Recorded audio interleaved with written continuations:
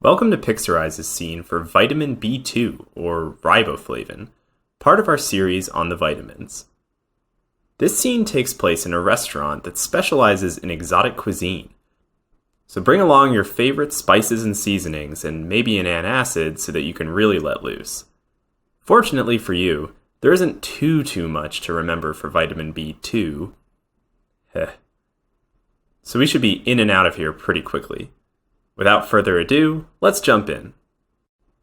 Now, the first thing you'll notice about our main character shoveling food into his face is that he's got pretty poor manners. He's got his feet up on the table. Usually I'd find this type of behavior appalling because I was taught to respect the dining establishments that I choose to patronize. However, in this case, I'm going to let it go because it gives us an opportunity to check out this guy's fresh new kicks. See how his shoes are inspired by the humble bumblebee? That's very in right now, and it's going to help us remember that this scene is all about vitamin B2. At Pixarize, we use shoe for the number 2, which makes these B shoes the perfect symbol for vitamin B2. To further drive home that our scene is about vitamin B2, check out the bottle he's knocking over with those B shoes. It's a bottle of Red Ox brand sauce with real rib flavor. Let's focus on the last part.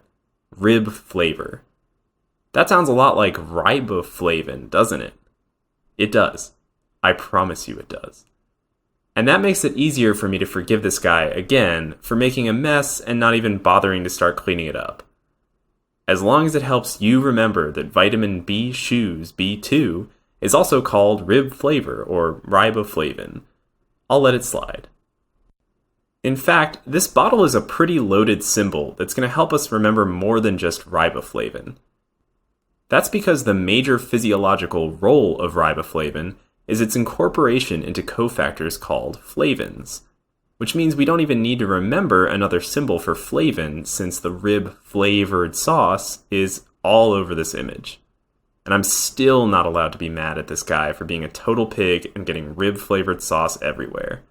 He just keeps resetting my anger back to neutral. I feel nothing. Anyway, you'll probably remember flavin when I mention its role in the citric acid cycle. Flavin is incorporated into proteins that function as cofactors, and these flavoproteins can take on a number of different forms based on their redox state. There's FMN, or flavin mononucleotide, and then there's FMN's more popular sister, FAD. Yeah, FAD, you've heard of her. FAD, the fully oxidized flavoprotein, acts as an electron acceptor and can be reduced to FADH2. The important point here is that the rib-flavored flavins are derived from vitamin B shoe and are vital for many redox reactions.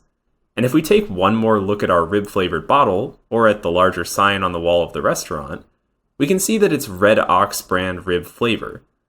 This restaurant must be the primary purveyor of the Red Ox brand. Red Ox, like redox, because flavins are cofactors in redox reactions.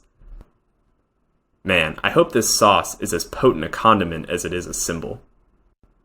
Now, let's direct our attention to the meal our mannerless man is scarfing down.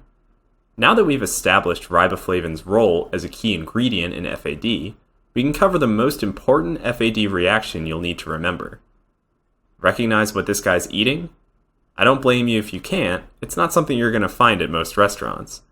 But you might recognize the upper half as the multi-headed hydra from our scene for vitamin B1.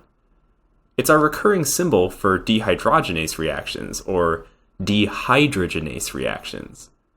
This hydra might have spent too much time swimming in radioactive waste, though, because instead of feet, he's got octopus tentacles going on. See those suckers?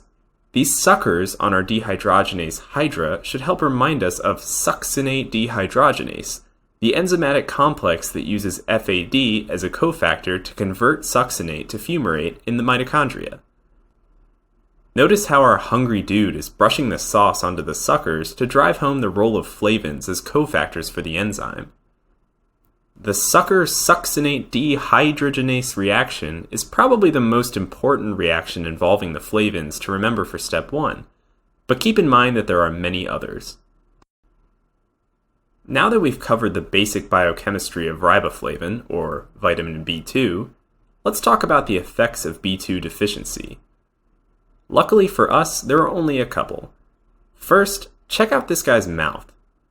See all that flavin-flavored sauce he's got in the corners of his lips? That should help remind us of chylosis, or scaling and fissures at the corners of the mouth and inflammation of the lips. And if we look behind our guy's head, we see a piece of long red twine holding several ears of corn. Kinda looks like a clothesline, but with corn. Does corn need to be dried like that? I don't know anything about cooking.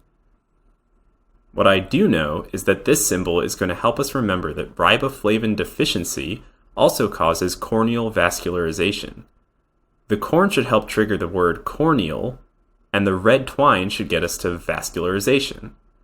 Corneal vascularization is the growth of blood vessels into the cornea. The cornea is usually an avascular space, which makes sense since it needs to be kept clear to ensure that our vision is unobstructed. And that's all we've got for vitamin B2. Quick and dirty. Much like this restaurant, thanks to its repulsive clientele. This scene should sum up everything you need to know about vitamin B2, or riboflavin, so if you're in a bind on test day, just think back to this man's infuriating lack of etiquette and the super slick B shoes he totally doesn't deserve. Until next time.